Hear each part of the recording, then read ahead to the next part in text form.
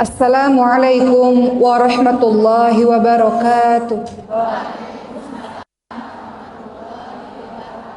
Alhamdulillahirabbil alamin wa bihi nasta'in ala umuri dunya waddin. Wassalatu wassalamu ala asyrafil anbiya'i wal mursalin wa ala alihi wa sahbihi ajma'in. Amma ba'd. Rabbi shrah li sadri wa yassir li amri wa hlul 'uqdatam min lisani yafqahu qawli. Amin ya rabbal. Ibu-ibu, apa kabar semuanya? Suara saya jelas? Alhamdulillah. Yang saya hormati Yayasan Badan Wakaf Masjid Zaratul Mutmainnah, yang saya hormati Rumah Batan Indah, yang saya hormati Ketua dan Pengurus Masjid Zaratul Mutmainnah dan Mbak Paramita, dan juga ibu-ibu semua yang tidak bisa disebutkan satu.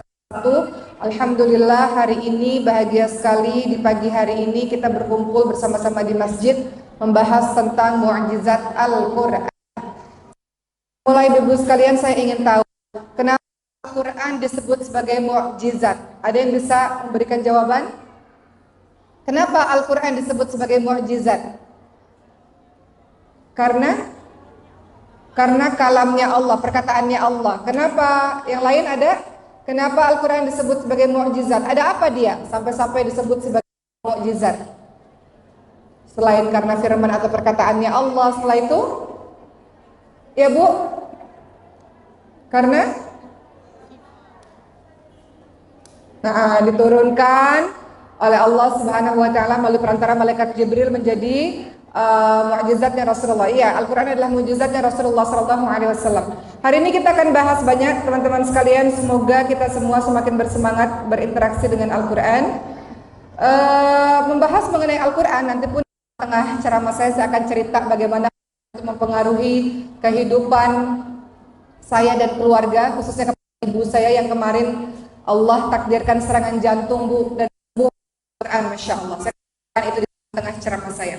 Tapi sebelumnya sebagai muqaddimah, mari kita lihat Al-Quran adalah firman Allah yang diturunkan kepada Nabi Muhammad SAW sebagai penutup para nabi dengan perantara dari malaikat Jibril. Ini sebagai muqaddimah ya, sebagai awalan. Dan kita lihat bahwa Al-Quran menjadi mukjizatnya Rasulullah SAW, sebagaimana nabi-nabi lain juga diberikan mukjizat oleh Allah Taala. Mari kita lihat mukjizatnya nabi-nabi yang lain. Kalau kita membahas Nabi Ibrahim alaihissalam, apakah mukjizat dari Nabi Ibrahim alaihissalam?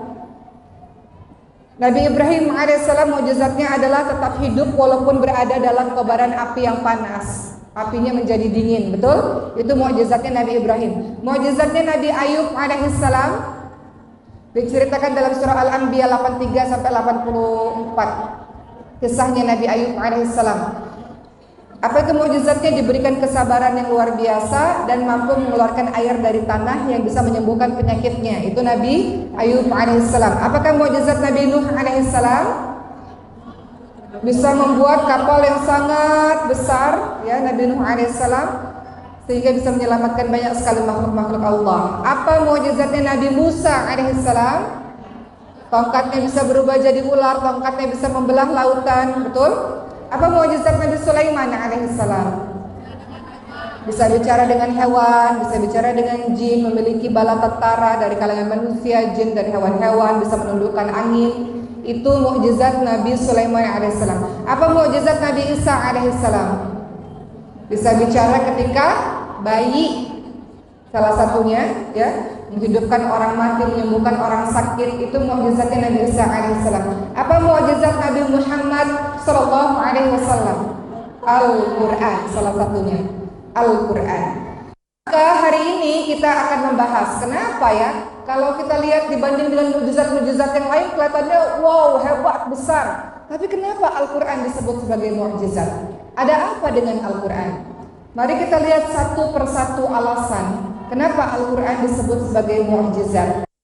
Pertama, Al-Quran ini memiliki keistimewaan dibanding mukjizat dengan nabi-nabi yang lainnya. Kenapa? Kalau mukjizat, teman-teman semua, mukjizat ini apa sih? Bukti atas bukti bahwa makhluk Allah tersebut adalah seorang rasul. Maka Allah berikan keajaiban-keajaiban kepada beliau-beliau ini. Kalau kita lihat mukjizatnya nabi-nabi yang lain terjadi pada saat itu saja, pada kaumnya saja. Nabi alaihissalam misalnya saat Nabi alaihissalam masih hidup, dan terhadap kaumnya Nabi alaihissalam saja, kaum itu saja, kaum pada saat itu. Ketika nabinya tiada, mukjizatnya juga selesai menjadi sebuah cerita. Namun kita lihat mukjizatnya Nabi Muhammad SAW, Al-Quran. Al-Quran tidak hanya diberikan masa itu saja, tapi pada seluruh umat manusia sampai hari akhir, termasuk para jin. Dan juga Rasulullah SAW telah wafat kembali kepada Allah. Mukjizat itu masih terus ada hingga akhir zaman. Betul? Itu salah satu alasan kenapa Al-Quran disebut sebagai mukjizat. Kemudian yang kedua, Al-Quran disebut sebagai mukjizat karena Al-Quran pada masa itu berhasil memindahkan pusat peradaban dunia. Dahulu sebelum datang Islam, pusat peradaban dunia itu adanya di Yunani, di Babilonia, di Cina. Pada akhirnya ketika Islam datang dengan Al-Quran, maka pusat peradaban Islam pindah ke Mekah, Madinah, Basrah, Kufah, Baghdad, Damaskus, Mesir. Di zaman dulu ketika Al-Quran datang, yang tadinya kekuasaan luar biasa di tempat-tempat lain, ketika Islam datang, pusat peradaban dunia pindah ya ke tempat-tempat yang tadi saya sebutkan. Ketiga, kenapa Al-Quran disebut sebagai mukjizat? Al-Quran tidak dapat ditiru oleh manusia manapun. Tidak ada seorang pun ilmuwan manapun atau sastrawan manapun yang bisa menandingi Al-Quran, bisa membuat ayat yang sama seperti Al-Quran. Hal ini teman-teman lihat dalam surah Al-Isra ayat ke-88. Apa kata Allah Subhanahu wa taala? Sesungguhnya jika manusia dan jin berkumpul untuk membuat sesuatu yang serupa dengan Al-Quran, niscaya mereka tidak akan membuat yang serupa, sekalipun sebagian mereka menjadi pembantu bagi sebagian yang lain. Jadi Al-Quran tidak pernah bisa ditiru oleh siapapun. Gak ada seorang pun yang bisa membuat Al-Quran, ayat yang semisal dengan Al-Quran. Keempat, kenapa Al-Quran disebut sebagai mukjizat? Apa alasannya? Karena Al-Quran terjaga keasliannya, betul? Tidak dapat dipalsukan dari awal hingga akhir zaman. Dalam surah Al-Hijr ayat ke-9, apa kata Allah Subhanahu wa taala? A'udzu billahi minasyaitonir rajim. Inna nahnu nazzalna dzikra wa inna lahu lahafizun. Allah Subhanahu wa taala berfirman, sesungguhnya kamilah Allah lah yang menurunkan Al-Quran, dan sesungguhnya kamilah Allah lah yang benar-benar memeliharanya. Jadi Al-Quran disebut sebagai mukjizat karena Al-Quran terjaga keasliannya. Yang keempat, nggak tahu kalau yang lainnya, tapi Al-Quran karena Allah yang menjaga, terjaga keasliannya. Kelima, Al-Quran satu-satunya kitab di dunia ini yang bisa dihafalkan dari awal sampai akhir, dari mulai anak-anak sampai dewasa, dari mulai orang yang tidak bisa melihat, tidak bisa mendengar, tidak bisa bicara, semuanya bisa menghafalkan Al-Quran.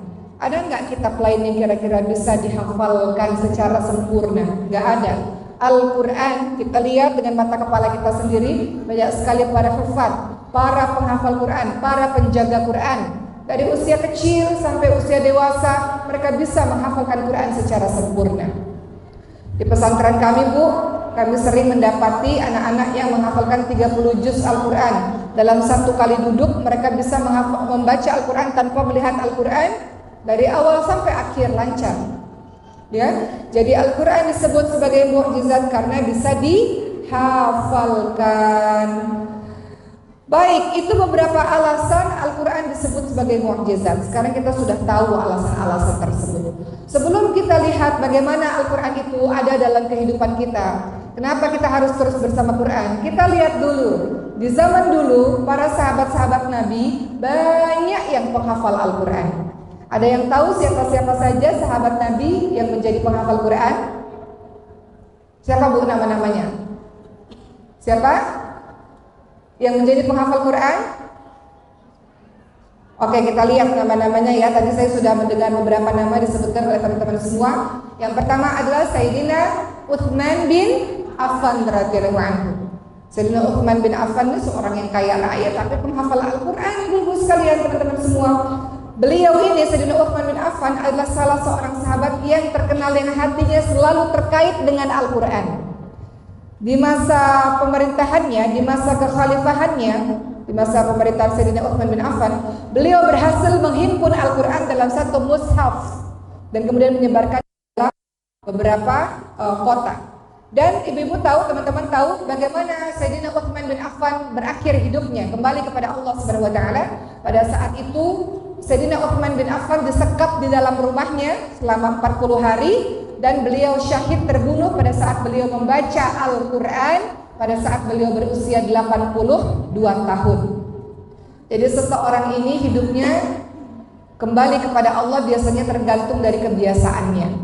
Kalau kebiasaannya sujud, kita sering lihat di YouTube orang-orang yang meninggal dunia dalam keadaan sujud. Kenapa? Karena hari-harinya sering sujud. Orang yang meninggal dunia di masjid, kenapa? Karena hari-harinya sering ke masjid. Atau kita lihat orang yang meninggal dunia di dalam satu mobil, ya kan ada berita tuh ya, bersama dengan lawan jenisnya meninggal dunia. Ya mungkin karena hari-harinya terbiasa melakukan perbuatan-perbuatan seperti itu. Tapi Sayyidina Utsman bin Affan mengajarkan kepada kita ini bisa saja kita mati sesuai dengan kebiasaan kita. Sayyidina Utsman bin Affan, pencipta penghafal Al-Quran, mati atau kembali kepada Allah, wafat dalam keadaan bersama dengan Al-Quran. Apa kata Sayyidina Utsman bin Affan? Jika hati kita suci, maka dia tidak akan pernah puas dari kalam Rabb-nya. Kalau hati kita bersih, kita tidak akan pernah puas dari perkataan zat yang kita cintai. Kalau kita jatuh cinta pada orang, misalnya pada makhluk, kita pengen berlama-lama dengerin dia ngomong, betul nggak? Begitu pula pada saat kita suci, hati kita bersih, kita mencintai Allah, pasti hati kita tidak akan pernah puas mendengarkan kalam Allah. Mendengarkan kalam Allah itu melalui Al-Quran. Beliau juga mengatakan, kata Sayyidina Utsman, sungguh aku membenci suatu hari yang berlalu tanpa membaca Al-Quran. Jadi jangan sampai di antara kita terlewat satu hari tanpa membaca Al-Quran, walaupun hanya sedikit. Allah suka sedikit-sedikit tapi continue.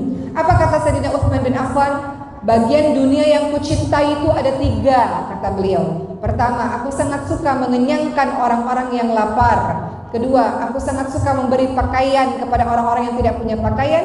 Dan yang ketiga adalah aku sangat suka untuk membaca Al-Quran. Berikutnya yang kedua, penghafal Al-Quran sahabat Nabi adalah Sayyidina Ali bin Abi Thalib radhiyallahu anhu. Salah seorang sahabat Nabi yang pada saat usia kecil sudah masuk kepada agama Allah Subhanahu wa taala. Apa kata Sayyidina Ali?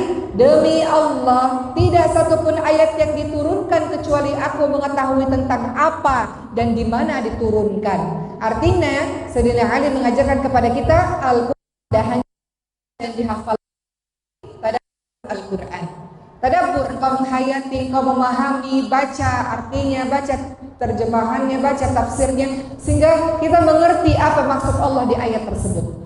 Maka kata Sayyidina Ali, tidak ada satupun ayat yang diturunkan kecuali aku mengetahui ayat ini tentang apa dan di mana diturunkan. Asbabun nuzul, kenapa ayat ini turun? Kenapa Allah menurunkan ini? Untuk apa? Mengenai apa? Berbicara tentang apa?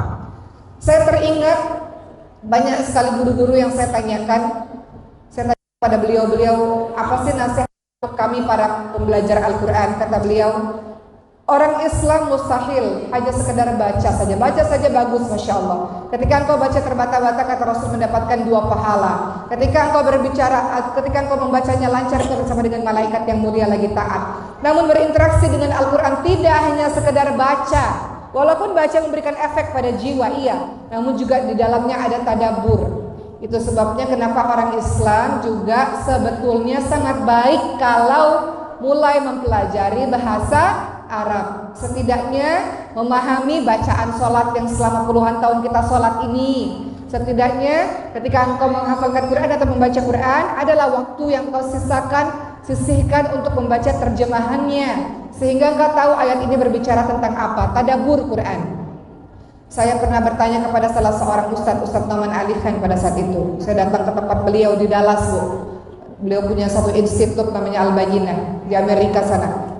Saya tanya pada beliau, ya Ustadz, tolong berikan nasihat kepada kami orang-orang yang sedang belajar agama ini. Kata beliau, Baca Quran wajib ya. Warattilil Qur'ana tartila. Baca Quran dengan tartil itu sesuatu yang wajib kita lakukan. Kalau kita salah baca, salah makna, nanti bisa berdosa. Jadi kita belajar Quran dengan betul iya.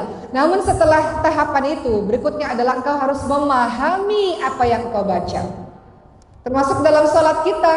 Sholat kita ini ada orang puluhan tahun sholat masih nggak paham apa yang dibaca di dalam sholatnya. Bagaimana bisa khusyuk kalau kita nggak paham? Betul Bapak sekalian? Begitu pula dengan Quran. Quran itu adalah engkau pahami. Makanya kalau di Indonesia ya baca Quran terjemahan. Ada waktu ikuti pengajian-pengajian tafsir Quran. Misalnya Quran ayat ini bahas tentang apa sih, sehingga kita memahami apa yang kita baca. Maka kemudian pada Sayyidina Ali bin Abi Thalib, Sayyidina Ali mengatakan, nggak ada satu ayat Quran pun yang turun kecuali aku tahu ayat ini tentang apa. Artinya Sayyidina Ali mengajarkan pada kita, wahai kalian yang ingin dekat pada Quran, maka tidak hanya sekedar baca dan hafal, tapi juga memahami ayat ini berbicara tentang apa. Kemudian yang ketiga, sahabat Nabi berikutnya siapa? Zaid bin Thabit radhiyallahu anhu. Zaid bin Thabit itu siapa? Pernahkah mendengar nama Zaid bin Thabit? Beliau adalah seorang sahabat Ansor yang sangat cerdas. Beliau penulis, menghafal Quran, menguasai ilmu-ilmu. Beliau diberi tugas Rasulullah SAW untuk belajar banyak bahasa. Dengan banyak bahasa beliau bisa menuliskan surat kepada para pembesar-pembesar lainnya untuk mengajak mereka kembali kepada Allah. Zaid bin Thabit ini adalah sekretarisnya Rasulullah SAW. Ketika Rasul menerima wahyu, maka Zaid bin Thabit yang menuliskan untuk Rasulullah SAW. Zaid bin Thabit adalah seorang penghafal Al-Quran. Ketika Zaid bin Thabit meninggal dunia, apa kata Ibnu Abbas radhiyallahu anhu, salah seorang sahabat Nabi? Hari ini telah pergi ulama besar selama-lamanya. Jadi apa hikmahnya? Hikmah dari kisah Zaid bin Thabit adalah Al-Quran adalah ciri orang yang berilmu. Orang yang menguasai Al-Quran pasti mudah mempelajari ilmu-ilmu lainnya. Beberapa tahun yang lalu saya datang wisuda satu kampus, Bu. Biasanya kalau dalam wisuda itu selalu diumumkan siapa santri terbaik, mahasiswa terbaik, betul ya? Atau mahasiswa yang memiliki IPK paling tinggi, mahasiswa yang berprestasi. Dan saya heran, terkejut ketika dipanggil mahasiswa berprestasi dengan IPK tertinggi, dipanggil orang ini mahasiswa penghafal Al-Quran yang terbaik. Orangnya pun sama, ibu-ibu sekalian, dia lagi. Jadi Al-Quran ini adalah ciri orang berilmu. Kalau sudah hari-harinya bersama dengan Quran, otaknya terus terbiasa dengan menghafal dan merajaah Al-Quran, maka mudah baginya untuk mempelajari ilmu-ilmu lainnya. Ya enggak? Saat ini saya mau cerita sedikit sebelum saya lanjutkan. Kami di pesantren, kami melakukan banyak kerjasama dengan kampus-kampus untuk memberikan beasiswa kepada anak-anak yang hafal Quran. Apa kata para rektor-rektor? Ya sudahlah, Quran saja sudah dihafal lancar, apalagi pelajaran-pelajaran lain yang mudah bagi mereka. Makanya sekarang, Bu, banyak universitas memberikan beasiswa untuk para penghafal Quran. Betul nggak? Kami sudah bekerja sama dengan 10 universitas dalam dan luar negeri. Mereka memberikan beasiswa full, tidak bayar, untuk mereka yang menghafalkan Al-Quran 30 juz. Kenapa? Karena kata para rektor-rektor ini, Quran saja sudah dikuasai, hari-harinya otaknya sibuk diasah dengan menghafal dan mengingat Al-Quran, mudah ilmu-ilmu lainnya insya Allah. Begitu teman-teman semua. Jadi yang ketiga sahabat Nabi penghafal Quran adalah Zaid bin Thabit radhiyallahu anhu. Yang keempat, Ubay bin Ka'ab radhiyallahu anhu. Siapakah Ubay? Ubay bin Ka'ab radhiyallahu anhu, apa kata Sayyidina Umar bin Khattab?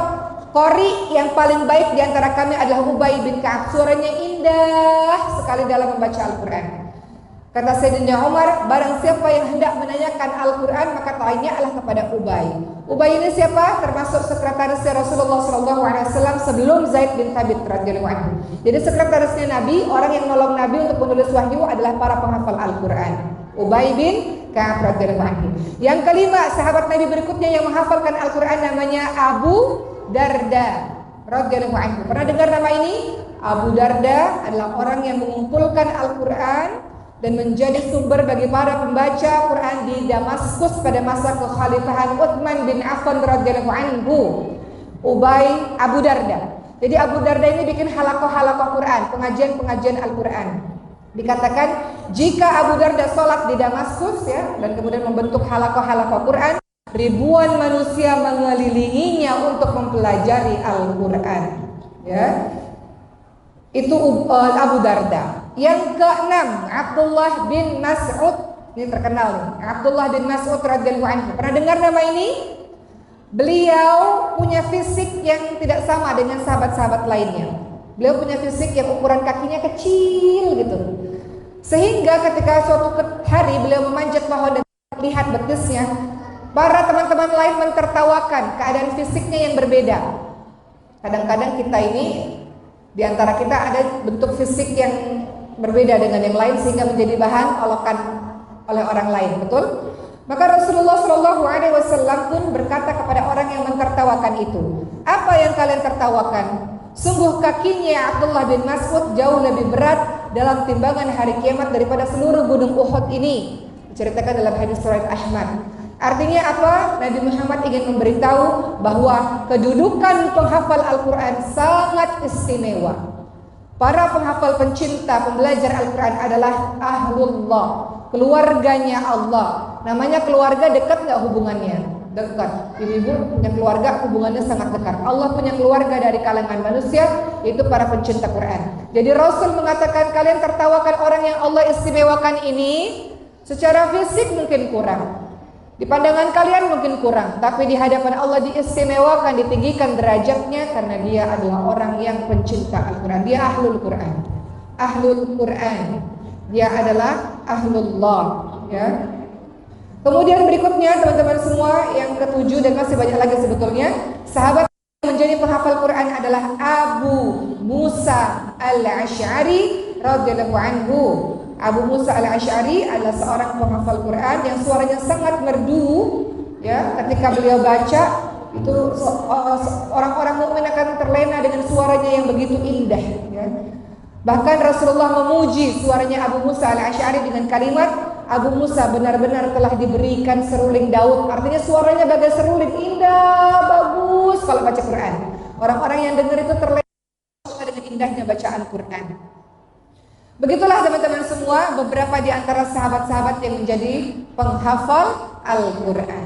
Dan sampai hari ini di Indonesia banyak anak-anak kita yang, atau diri kita mungkin, atau sahabat-sahabat kita yang menjadi penghafal Al-Quran. Sekarang saatnya kita baca, teman-teman semua, saatnya kita lanjutkan dengan, dari tadi kita menyebut Ahlul Quran. Siapa itu Ahlul Quran? Apakah Ahlul Quran adalah penghafal Al-Quran saja?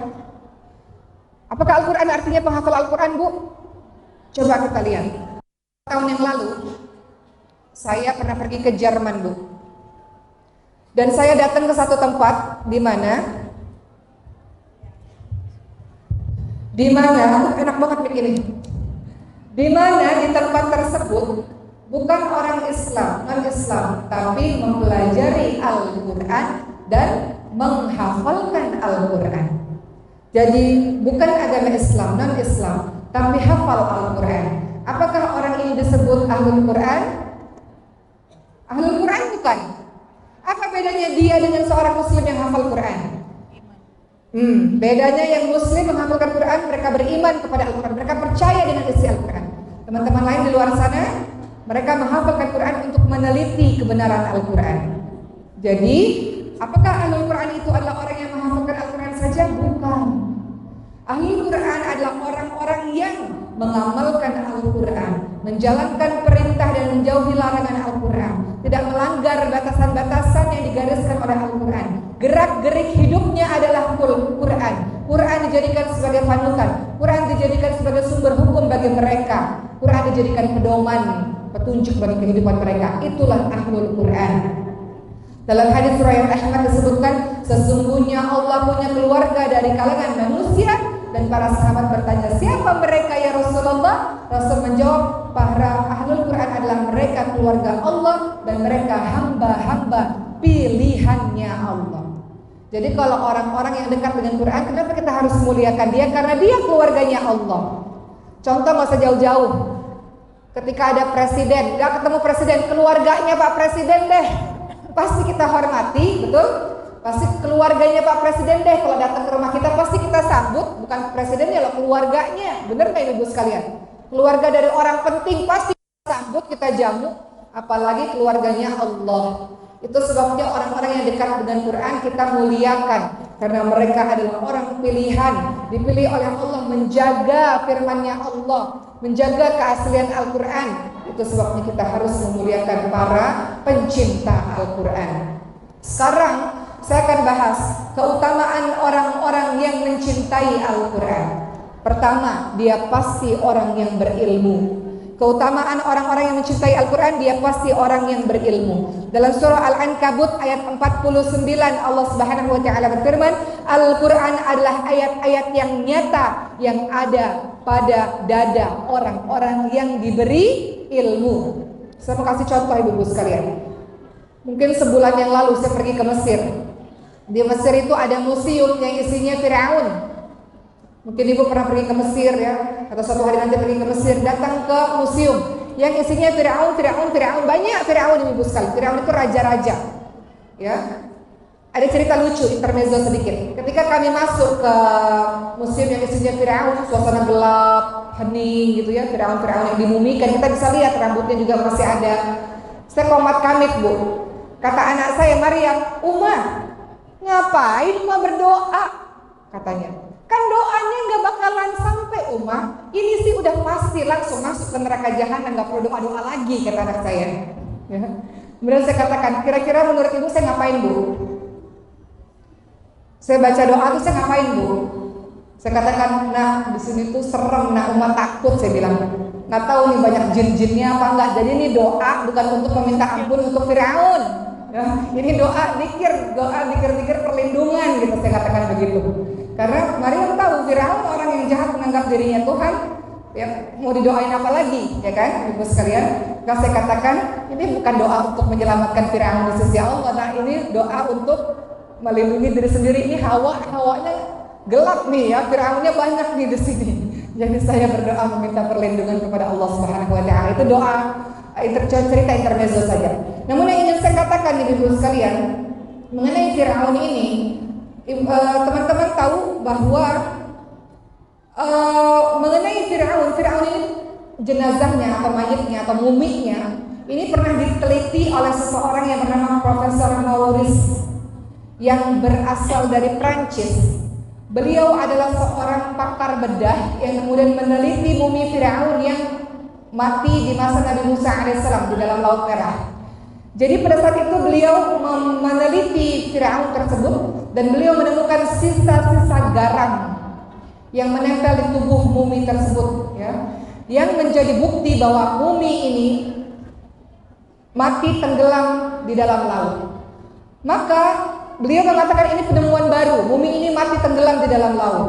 Padahal telah disebutkan oleh Allah Subhanahu wa taala dalam surah Yunus ayat ke-92, kata Allah, maka pada hari ini kami selamatkan badanmu Firaun agar kamu bisa menjadi pelajaran untuk beberapa orang yang datang sesudahmu, serta sebenarnya kebanyakan dari manusia lengah dari tanda-tanda kekuasaan kami. Allah telah menceritakan bagaimana Firaun itu memang tenggelam dalam lautan. Dan ketika pada akhirnya sang profesor ini tahu bahwa hal ini sudah dijelaskan ribuan tahun lalu dalam Al-Quran, maka pada akhirnya dia beriman kepada Al-Quran. Dan banyak cerita-cerita lainnya. Jadi keutamaan orang-orang yang dekat dan mencintai Al-Quran, keutamaannya adalah dia adalah orang yang berilmu, ciri orang berilmu. Di dalam Al-Quran itu banyak sekali kisah-kisah atau sains, ilmu-ilmu pengetahuan yang kita bisa pelajari dan kita bisa buktikan di masa sekarang. Betul bu? Bagaimana proses penciptaan manusia kan dijelaskan di dalam Al-Quran. Ribuan tahun setelahnya barulah pakar-pakar kita menemukan itu. Bagaimana proses penciptaan bumi dan alam semesta ini diceritakan dalam Al-Quran, betul? Bagaimana di dalam lautan ada air asin, air tawar yang bisa berpisah loh, dan ternyata ditemukan itu. Bagaimana di lautan terdapat sungai, ternyata ditemukan di kehidupan yang sekarang. Jadi Al-Quran itu berisi banyak sekali ilmu-ilmu pengetahuan yang dibuktikan di zaman sekarang. Jadi keutamaan orang-orang yang mencintai Quran, dia adalah orang yang berilmu. Ciri orang berilmu. Kedua, orang-orang yang mencintai Al-Quran sebetulnya keutamaannya dia didahulukan menjadi imam ketika sholat berjamaah. Kata Rasulullah, yang paling berhak menjadi imam adalah yang paling banyak hafalan Qurannya. Kalau hafalan Qurannya sama, yang paling banyak paham dengan sunnah Rasulullah SAW. Ketiga, orang yang mencintai Quran sangat dimuliakan oleh Rasulullah dengan Apa yang dilakukan Rasul ketika pada perang Uhud, teman-teman semua, banyak penghafal Quran meninggal dunia dan Rasulullah SAW akan bertanya ketika menguburkan para jenazah ini. Rasul bertanya, siapa di antara mereka yang paling banyak hafalan Qurannya? Maka Rasul mau menguburkan orang tersebut terlebih dahulu. Artinya Rasul sangat memuliakan orang ini. Keempat, apa keutamaan orang yang mencintai Al-Quran? Diutamakan menjadi pemimpin kalau dia mampu. Jadi zaman sekarang bukan hanya hafal Quran aja, tapi pembisnis yang hafal Quran, betul Bu? Pejabat yang hafal Quran, polisi yang hafal Quran, ya Allah. Jadi sekarang sudah zamannya profesinya macam-macam, tapi penghafal Quran, Bu. Saya mau cerita pada Ibu, Masya Allah. Cerita sedikit. Kemarin saya dan ibu saya pergi haji kemarin, dan sebagian ibu mungkin tahu ceritanya. Saya sudah cerita di YouTube. Ibu saya terkena serangan jantung di depan mata saya. Singkat cerita, banyak sekali keajaiban yang Allah berikan kepada ibu saya. Pada saat ibu saya serangan jantung, bertepatan itu pula dokter visit ke kamar kami. Siapa yang mengatur? Pada saat ibu serangan jantung, dokter datang. Siapa yang mengatur itu semua? Allah, betul? Akhirnya dokter masuk dan dokter katakan kita harus segera bawa ke rumah sakit. Siapa yang mengatur? Ada kursi roda di depan kamar kami. Dokter nggak bawa, tuh kursi roda tiba-tiba ada di depan kamar saya. Siapa yang bawa kursi roda itu? Wallahu a'lam. Allah takdirkan kursi roda itu ada sehingga dokter tidak perlu mengangkat ibu saya. Ibu saya diletakkan di kursi, sudah tidak bernafas, Bu. Ibu saya serangan jantung dan berhenti nafas. Tubuhnya dingin dan pucat. Ibu tahu pernah lihat jenazah yang baru meninggal dingin dan pucat. Siapa yang kemudian meletakkan rumah sakit di bawah kamar kami, naik lift sekali. Orang serangan jantung itu beberapa menit kehilangan nafas sudah nggak bisa ditolong lagi, ibu sekalian. Makanya pertolongan pertama itu kita CPR ya, kita menekan-nekan dadanya. Itu penting untuk kita pelajari itu, bagaimana menekan-nekan dada orang-orang yang tiba-tiba serangan jantung. Singkatnya, rumah sakitnya berada di bawah hotel kami. Siapa yang tahu rumah sakit itu di bawah hotel kami? Ibu pada saat itu adalah haji. Haji artinya jutaan orang di situ. Artinya jalanan macet, kendaraan susah. Bayangkan kalau saya di hotel yang jauh dari rumah sakit, nunggu manggil taksinya dulu, macet-macetnya dulu, betul? Sampai ke rumah sakit mungkin udah setengah jam, mungkin nggak tertolong. Tapi rumah sakit itu berada di bawah hotel kami. Hotel kami di depan Masjidil Haram. Akhirnya ibu saya dalam waktu 5 menit, 7 menit berhasil diselamatkan dengan CPR, padahal tubuhnya udah dingin, masuk ruang ICU dengan ventilator. Dan saya bertemu dengan dokter penghafal Al-Quran. Tadi saya cerita di sini, kita lagi bahas keutamaan orang-orang yang menghafalkan Quran, teman-teman sekalian. Diutamakan menjadi pemimpin jika dia mampu, dan zaman sekarang penghafal Quran bisa berbagai macam profesi, betul? Saya bertemu dengan dokternya ibu saya, dia penghafal Al-Quran. Bagaimana saya tahu? Pada saat ibu saya berada di rumah sakit di ICU, orang-orang di ICU itu berkunjung nggak boleh lama-lama, ibu sekalian. Saya hanya diberi waktu kunjungan 1 hari 1 jam. Namun saya bersikeras untuk terus mengunjungi ibu saya di waktu-waktu sholat, karena saya mau bantu ibu saya sholat. Walaupun ibu saya nggak dalam keadaan koma, tapi saya bantu ibu saya untuk sholat. Saya baca bacaan sholat. Bu, hari ini sekarang kita sholat zuhur, kita jamak ya dengan sholat asar. Jadi saya datang ke rumah sakit itu 3 kali di waktu zuhur supaya saya bisa jamak zuhur dan asar untuk ibu saya. Saya bantu beliau untuk sholat walaupun beliau koma. Saya bantu beliau walaupun sebenarnya nggak ada kewajiban, tapi saya mau bantu beliau supaya beliau terus sholat, karena saya tahu orang koma bisa dengar. Buktinya ketika saya baca Quran, ibu saya nangis, ibu sekalian. Orang koma itu bisa dengar. Dan saya datang biasanya setelah itu saya akan menuju ke Masjidil Haram, ke Ka'bah. Baru setelah Isya jam 9 saya datang lagi sampai jam 11 ke rumah sakit untuk saya bantu ibu saya sholat maghrib dan isya di jamaah. Saya baca aja, saya baca Allahu Akbar, Bismillahirrahmanirrahim. Walaupun ibu saya nggak bergerak, koma.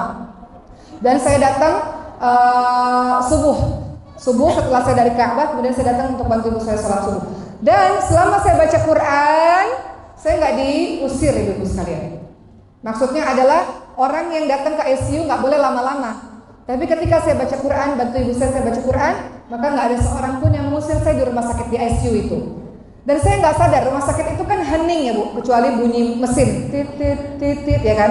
Ibu-ibu yang pernah di ICU tahulah bunyi-bunyi itu. Saya nggak sadar bahwa ruangan ICU itu begitu hening. Saya hanya baca Quran, bantu ibu saya sholat. Sampai kemudian ternyata saya baru sadar ketika Seorang dokter mengatakan, Masya Allah, suara mengajimu itu terdengar juga di telinga-telinga kami, para dokter dan para perawat-perawat, kata beliau. Dan kamu ya beliau mengatakan, Masya Allah ya, dengan Quran yang kamu bacakan mudah-mudahan menjadi penyembuh bagi ibu kamu. Dan beliau juga adalah seorang penghafal Al-Quran. Dan para perawat-perawatnya juga banyak yang menghafalkan Al-Quran. Jadi mereka mengatakan, Masya Allah, mereka nggak men-stop saya ketika saya baca Quran, ibu sekalian. Dan Quran itu asyifa, dia selain mukjizat, dia asyifa, dia penyembuh. Pada saat ibu saya koma, ibu saya menangis, mengeluarkan air matanya.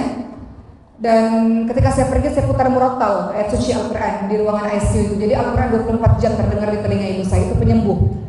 Singkatnya ibu saya sembuh, alhamdulillah ya. Ceritanya panjang, tapi intinya setelah 3 bulan berbaring terus, sekarang ibu saya dalam keadaan yang sehat, alhamdulillah. Salah satunya karena Al-Quran. Jadi kita kembali lagi, salah satu keutamaan orang-orang yang mencintai Quran, dia diutamakan menjadi pemimpin. Dalam artian dalam kehidupan kita sekarang sudah banyak bu, penghafal Quran yang dokter, penghafal Quran yang pejabat, penghafal Quran yang polisi. Bahkan kalau ibu pergi ke Mesir, Masya Allah ya, tukang penyapu jalanan di tempat-tempat wisata, mereka murojaah Qurannya, mereka menghafalkan Qurannya. Pertanyaannya, posisi kita gimana? Ketika supir taksi menghafalkan Al-Quran, posisi kita di mana ibu-ibu sekalian? Sudah sampai mana posisi kita dalam berinteraksi dengan Al-Quran? Kemudian berikutnya, keutamaan bagi penghafal Quran, bagi pencinta Quran, tidak hanya sekedar hafal, tapi yang penting tiap hari baca Quran. Mereka mendapatkan kedudukan tinggi di dalam syurga. Apa kata Rasulullah? Ditawarkan kepada para pembaca Al-Quran, bacalah Quran di hari akhir dan naiklah ke tingkatan syurga berikutnya. Bacalah lagi dengan tartil sebagaimana kamu membacanya dulu di dunia. Ketahuilah bahwa kedudukanmu di hari akhir tergantung dari banyaknya ayat-ayat yang kau baca selama di dunia. Itu adalah keutamaan orang-orang yang mencintai Quran. Yang keenam, keutamaan orang-orang yang mencintai Quran, dia senantiasa ditemani oleh para malaikat-malaikat.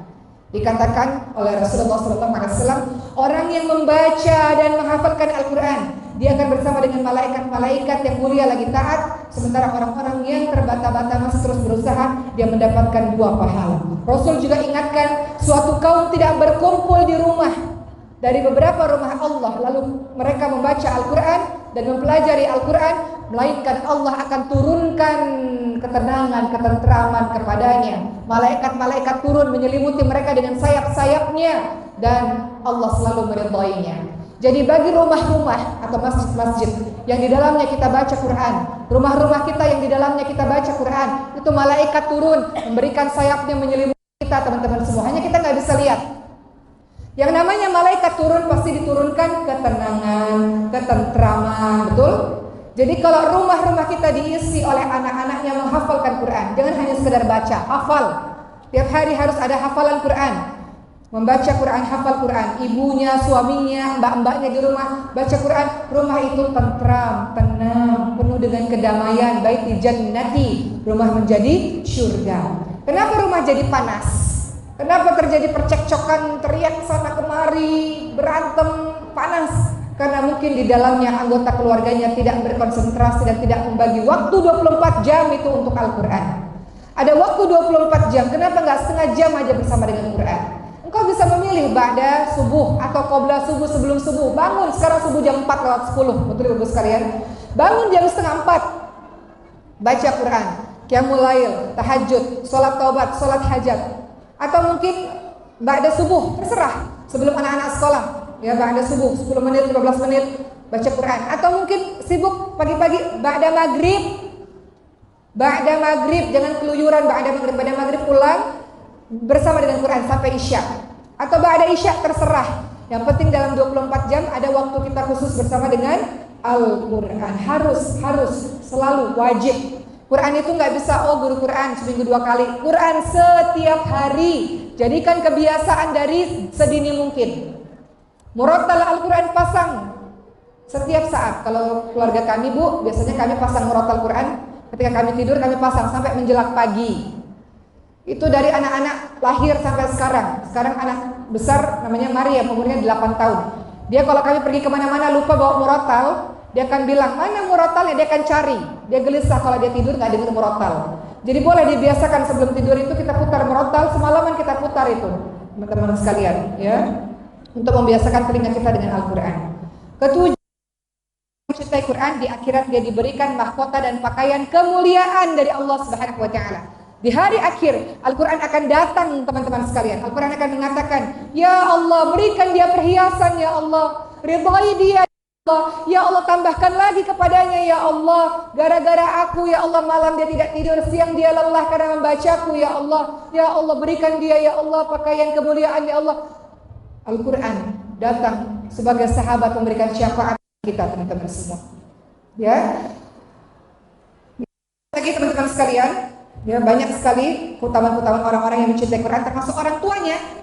Orang tuanya diberikan jubah dan pakaian kemuliaan bagi para anak-anaknya yang menghafalkan Al-Quran.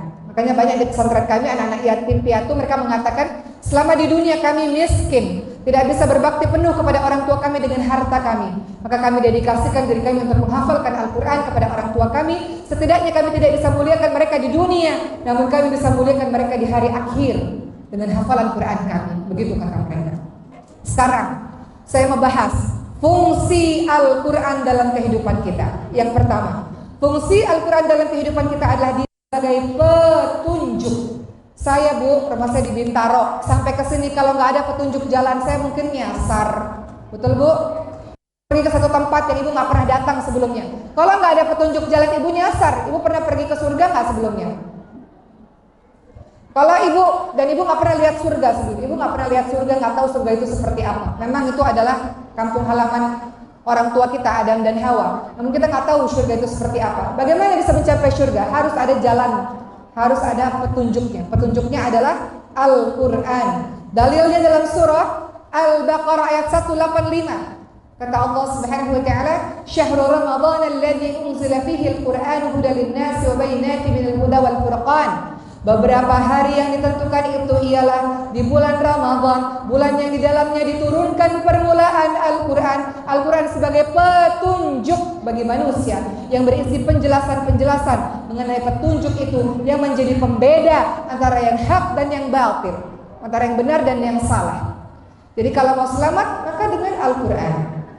Teman-teman lihat dalam surah Al-Isra ayat ke-9, "Inna hadzal Qur'ana yahdi lillati hiya aqwam wa yubashshirul mu'minina alladziina ya'maluna as-salihati anna lahum ajran kabira." Sesungguhnya Al-Quran memberikan petunjuk kepada jalan yang lebih lurus dan memberikan kabar-kabar gembira kepada orang-orang mukmin, orang-orang beriman yang mengerjakan amal-amal salih, bahwa bagi mereka ada pahala yang besar. Jadi Al-Quran fungsinya dalam kehidupan kita sebagai petunjuk.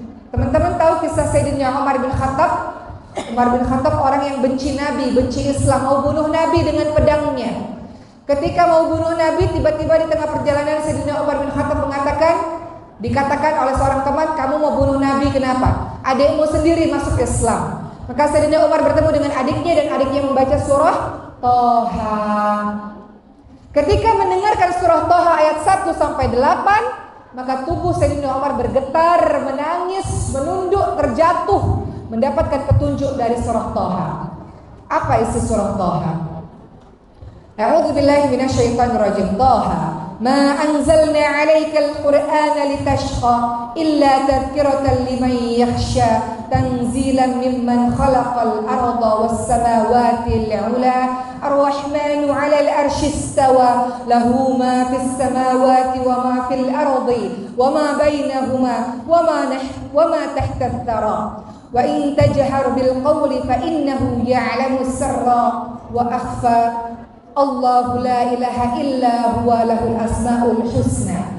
Surah Taha ayat 1 sampai 8 yang dibacakan oleh sang adik membuat tubuh Sayyidina Umar bergetar. Apa artinya? Taha, Allah tidak menurunkan Al-Quran kepadamu supaya engkau menjadi susah, tetapi sebaliknya Al-Quran datang kepadamu sebagai peringatan bagi engkau yang takut kepada Allah Subhanahu wa ta'ala, yaitu diturunkan dari Allah yang menciptakan bumi dan langit. Allah lah yang menciptakan segalanya. Allah lah yang menciptakan bumi dan langit. Allah lah yang maha pemurah yang bersemayam di atas arsy. kepunyaan Allah lah semua yang ada di antara bumi dan langit ini, dan semua yang ada di dalam bawah tanah. Kau tidak tahu apa yang ada di dalam bumi, di dalam bawah tanah ini. Semuanya Allah yang menciptakan. Dan jika kau mengeraskan ucapanmu, maka sesungguhnya Allah pun mengetahui yang lebih rahasia daripada itu. Kau tidak berbicara pun Allah mengetahui yang lebih tersembunyi daripada itu. Dialah Allah, Allah yang tidak ada yang berhak disembah selain Allah. Dialah yang memiliki Asmaul Husna, dia punya nama-nama yang baik. Dialah Allah. Maka ketika mendengar ayat ini, Umar bin Khattab radhiyallahu anhu langsung bergetar badannya, dan saat itu juga bertemu kepada Nabi menyatakan keislamannya. Dan saat itu juga Sayyidina Umar bertekad untuk menjadi muslim yang terbaik, untuk menutupi kesalahan yang kemarin. Cara kita menutupi dosa-dosa kita yang kemarin adalah menjadi muslim yang terbaik, berbuat kebaikan-kebaikan untuk menutupi kesalahan-kesalahan kita yang lalu. Maka apa jadinya? Sayyidina Umar bin Khattab ketika wafatnya, kuburnya bersebelahan dengan kubur Nabi Muhammad SAW. Dimuliakan oleh Allah. Gara-gara masuk Islamnya Sayyidina Umar, Islam semakin tersebar ke seluruh penjuru. Kalau kita datang ke umrah atau haji, berziarah ke kubur Nabi, kita pasti akan memberikan salam. Assalamualaikum ya Rasulullah, Assalamualaikum ya Abu Bakar As-Siddiq radhiyallahu anhu, Assalamualaikum ya Umar. Betul? Karena tiga beliau-beliau ini terletak bersebelahan. Jadi kita memberikan salam kepada ketiganya. Allah muliakan ketiganya. Jadi teman-teman sekalian, Al-Quran ini menjadi petunjuk tidak hanya untuk para manusia, tapi juga untuk para jin. Kita nggak bisa lihat jin, tapi mungkin aja ada di antara kita. Wallahu a'lam.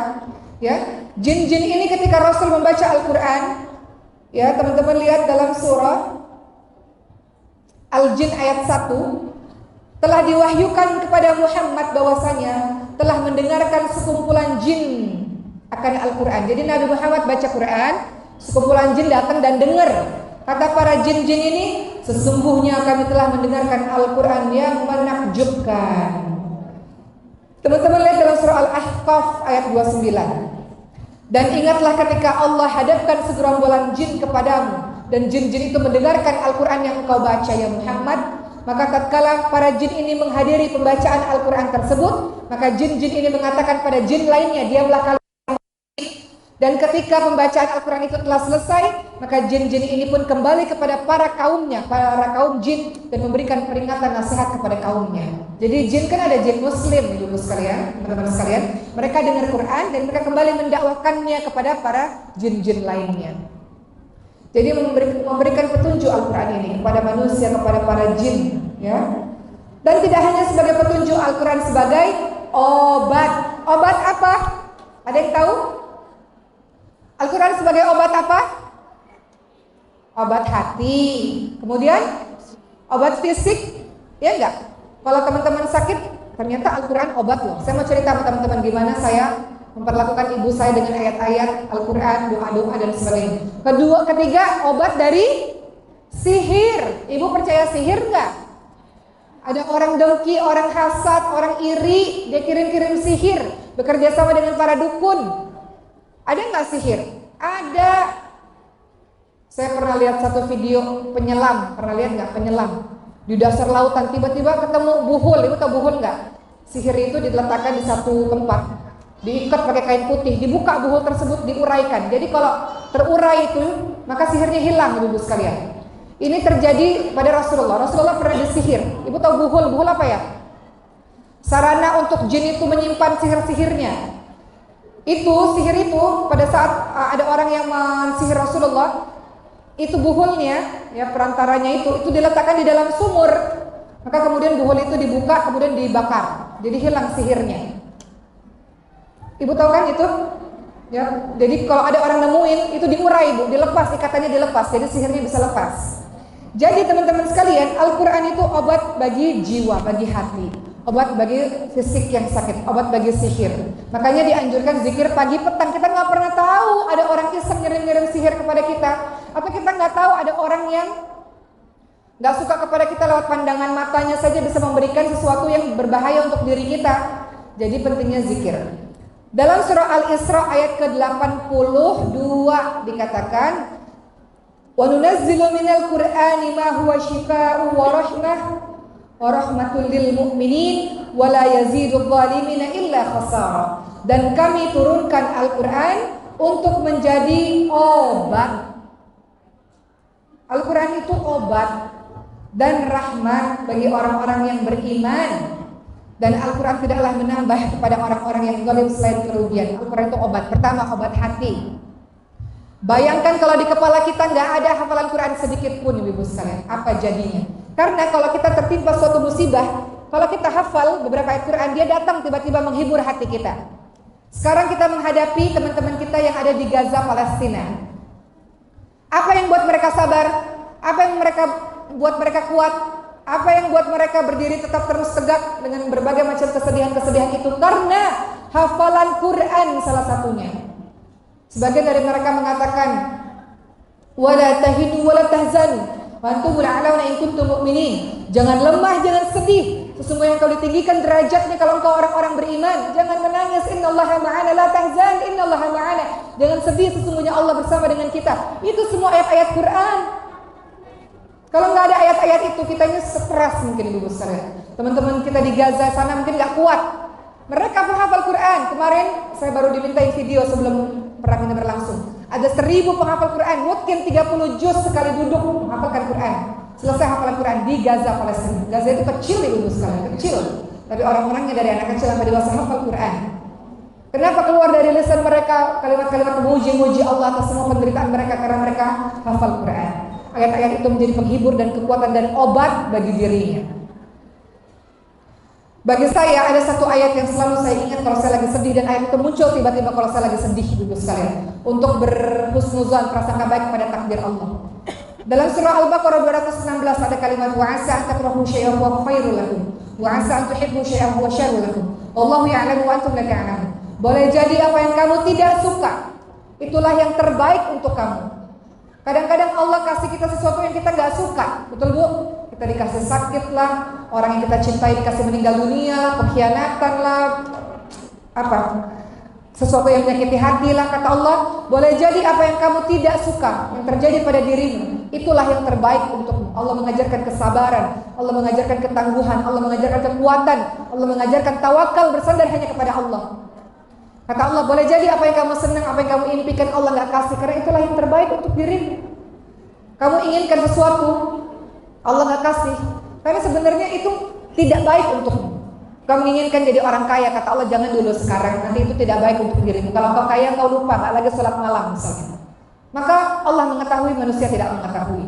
Jadi kadang-kadang kalau saya lagi sedih, kok ibu saya sakit, anak saya sakit, kok begini, kok begitu, maka saya ingat ayat ini. Boleh jadi sesuatu yang kamu tidak suka itulah yang terbaik untuk diri kamu. Allah mengetahui dan manusia tidak mengetahui. Jadi ayat-ayat itu tiba-tiba muncul di kepala kita, memberikan kekuatan obat bagi diri kita, teman-teman semua. Jadi Al-Quran hadir sebagai obat. Banyaklah ayat-ayat menghibur ya, banyak sekali. Berikutnya teman-teman semua, Al-Quran itu menjadi, selain dia obat hati ya, orang yang gelisah, orang yang cemas, orang yang takut, dia obat hati. Termasuk juga kalau teman-teman lihat banyak ayat Quran dalam surah At-Taubah ayat 14, serta melegakan hati orang-orang yang beriman ya. Dalam surah Yunus ayat 57, Al-Quran adalah penyembuh bagi penyakit-penyakit yang berada di dalam dada. Dalam surah Al-Isra 82, kami turunkan Al-Quran menjadi penawar obat dan rahmat bagi orang-orang beriman. Dalam surah Asy-Syu'ara ayat ke-80, dan apabila aku sakit maka Allah lah yang menyembuhkanku. Dalam surah Fussilat ayat 44, katakanlah Al-Quran adalah petunjuk dan obat bagi orang-orang yang beriman. Banyak ayat bertebaran menerangkan kepada kita Al-Quran adalah obat. Itu semua obat hati, obat fisik. Kalau sakit, dikatakan ada salah seorang sahabat Nabi sakit, maka baca Al-Fatihah. Al-Fatihah itu ayat ruqyah ibu sekalian. Al-Fatihah, Al-Ikhlas, Al-Falaq, An-Nas, ayat kursi, baca. Itu semua menjadi obat bagi kita. Ketika ibu saya sakit, saya baca semua ayat-ayat itu. Saya baca doa yang diajarkan oleh Rasulullah SAW. Astagfirullahaladzim 7 kali dengan memegang tubuh orang yang sakit. Kemudian Kita baca Allahumma rabbanas athibil ba'sa ishfi anta syafi la shifa'a illa shifa' wa shifa'a la yughadiru saqama. Itu doa yang diajarkan Rasulullah pada saat kita menjenguk orang sakit, pada saat kita melihat orang sakit.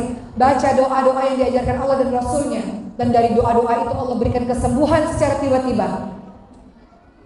Jadi jangan pernah berhenti dalam berdoa. Doa adalah kekuatan bagi orang-orang Islam. Dan Al-Quran adalah obat sihir. Rasulullah ajarkan doa perlindungan, surah An-Nas, surah Al-Falaq.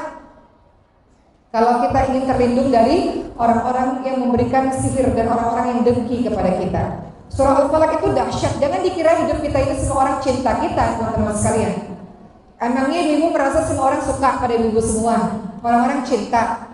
Ridwana swayatun la tudrak. Pepatah Arab mengatakan membuat semua orang cinta pada kita adalah suatu hal yang mustahil terjadi. Ada orang suka, ada orang nggak suka, pasti itu.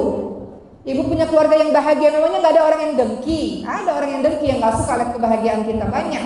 Makanya dalam surah Al-Falaq dikatakan, surah Al-Falaq, ya, wa min syarri hasidin idza hasada. Kita minta perlindungan kepada Allah dari orang-orang yang hasad, orang-orang yang dengki kepada kita. Jadi Al-Quran adalah doa bagi kita, doa obat bagi kita dari berbagai sihir. Terakhir sekali pada hari ini saya mau menyampaikan kepada teman-teman semua bagaimana cara kita untuk bisa bersama dengan Al-Quran. Pertama kita baca Quran. Al-Muzammil ayat 4 mengatakan waratil Quran tartila, bacalah Quran dengan tartil baik. Kemudian Al-Quran tidak hanya kita baca, kita hafalkan, kita tadabbur, kita amalkan, kita ajarkan. Kata Rasulullah, khairukum man ta'allama al-Quran wa 'allamahu. Sebaik-baik orang-orang yang belajar dan mengajarkan Quran. Terakhir sekali, modal dasar belajar Al-Quran, pertama ikhlas.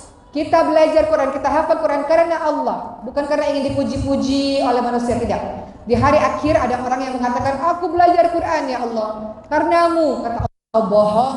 Engkau di dunia belajar Quran karena ingin dipuji-puji, ingin mendapatkan uang, ingin dihormati oleh manusia, maka orang ini pun dimasukkan ke neraka Allah Subhanahu wa ta'ala. Jadi kalau mau dekat dengan Al-Quran, ikhlas, lakukan karena Allah. Kedua, jauhkan diri dari maksiat. Kenapa? Karena Al-Quran adalah cahaya yang tidak masuk kepada diri orang-orang yang gemar berbuat maksiat. Ketiga, modal dasar belajar Al-Quran, perbaiki akhlak. Yang keempat, miliki guru. Tidak bisa kita belajar Quran tanpa adanya guru. Sekedar informasi saja ibu sekalian, di pesantren kami ini pesantren mayoritas gratis, full beasiswa. Ada satu program, yaitu program online. Ibu-ibu bisa belajar one on one, private, diajarkan oleh para penghafal Quran. Ibu-ibu bisa belajar di situ online. Atau kalaupun di masjid-masjid ada, belajar di masjid, dimanapun ibu-ibu bisa cari guru untuk belajar Al-Quran. Jadi harus punya guru kalau mau belajar Al-Quran. Kemudian yang kelima, memuliakan guru. Kalau engkau ingin mendapatkan keberkahan ilmu, ilmu itu nyampai di pemikiranmu, kita paham, kita bisa, kita harus punya akhlak yang memuliakan guru-guru kita. Kemudian yang keenam, membentuk lingkungan Quran, lingkungan yang kondusif. Mulai dari diri kita sendiri secara istiqamah, disiplin, di dalam rumah harus ada waktu khusus bersama Quran. Kalau ibu tanya pada saya, waktu khusus Quran di dalam keluarga saya kapan? Saya katakan ba'da maghrib sampai jam 9 malam. Waktu khusus keluarga kami, saya, anak-anak, semuanya bersama Quran adalah ketika adzan maghrib, kita sholat maghrib, kemudian semuanya bersama dengan Quran sampai jam 9 malam. Itu waktu khusus kami bersama dengan Al-Quran. Setiap keluarga beda-beda waktunya bersama Quran. Kapan ke anak-anak nonton TV? Hampir nggak ada nonton TV, ibu sekalian.